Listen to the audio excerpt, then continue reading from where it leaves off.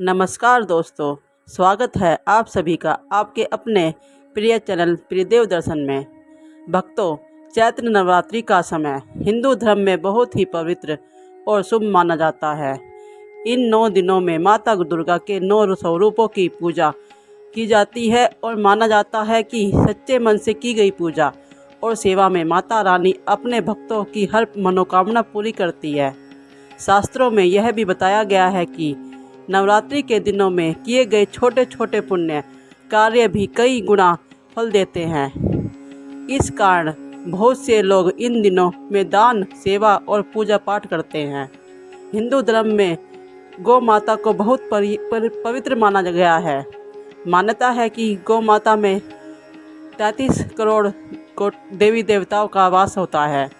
इसलिए गाय की सेवा करना और उसे भोजन कराना बहुत बड़ा पुण्य कार्य माना जाता है।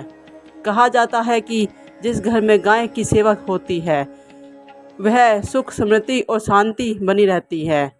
यही कारण है कि नवरात्रि के दिनों में गौ माता की पूजा और सेवा करने से विशेष महत्व मिलता है।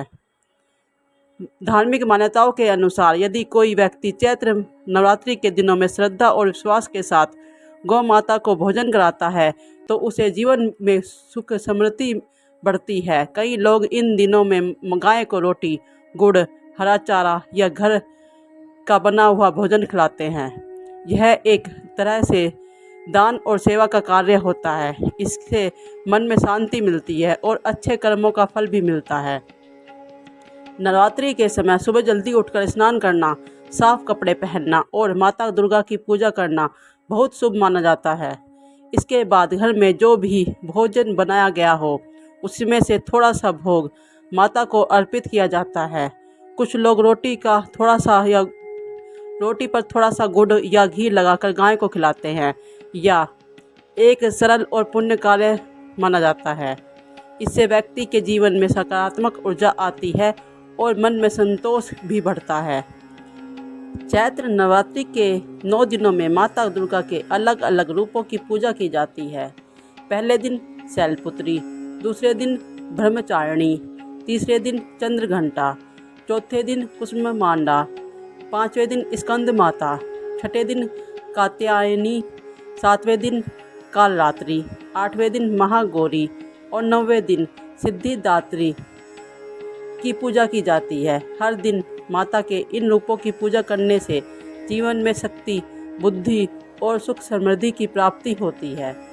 नवरात्रि के समय लोग व्रत रखते हैं, मंदिर जाते हैं और ज़रूरतमंद लोगों की मदद करते हैं। यह समय अपने मन को शुद्ध करने और अच्छे कार्य करने का माना जाता है। कई लोग इन दिनों में गौशाला जाकर गायों को चारा खिलाते हैं और उनकी सेवा करते हैं। यह भी एक बहुत बड़ा पुण्य का कार्य माना जाता है। ध्यान रखने वाली बात यह है कि गाय को हमेशा ताज़ा और साफ भोजन ही देना चाहिए। बासी या सड़ी हुई चीज़ें कभी भी गाय को नहीं खिलानी चाहिए। ऐसा करना गलत माना जाता है। गाय को प्रेम, सम्मान और के साथ भोजन देना चाहिए। धार्मिक मान्यता के अनुसार दया और सेवा का भाव भी सबसे बड़ा पुण्य का काम होता है।